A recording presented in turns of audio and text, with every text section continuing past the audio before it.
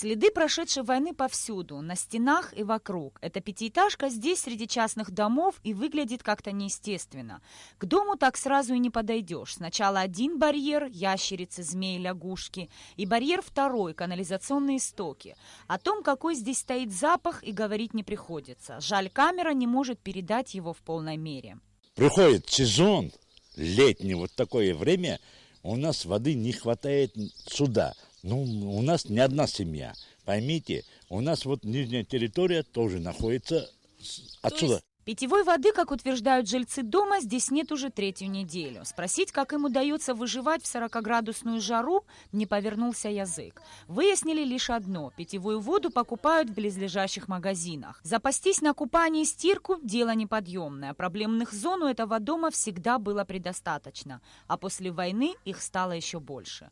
Жильцы утверждают, что не раз обращались в администрации села и района. У нас надо менять все провода, у нас вообще все замыкает, у нас одна линия идет на всех.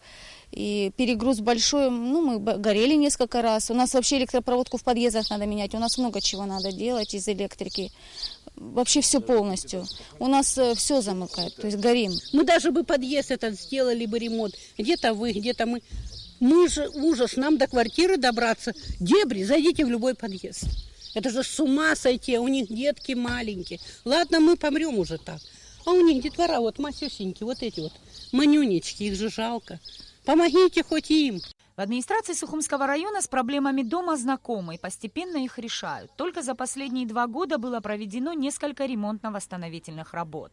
В ближайших планах привести в соответствующий вид подвальные помещения всех 16 многоэтажных домов района. Лет 6 тому назад Пхазстроем был поставлен там септик. Проблема там в том, что изначально, когда устанавливали этот септик, он не был рассчитан на то количество людей. Те мощности, которые заложены в нем, они не соответствуют тем параметрам, которыми пользуются жильцы. Что касается этого конкретного дома, то там будут заменены колодцы, которые в силу неправильного использования жильцами пришли в негодность, они тоже будут в этом году заменены на новые. Как выяснилось, воды нет не только в пятиэтажке, но и во всех близлежащих частных домах.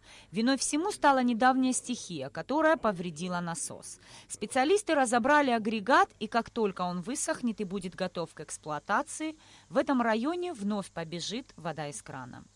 Нисфарш, Байлана Ласурия, Саида Гухава, Тимур Гогохи. Абхазское телевидение.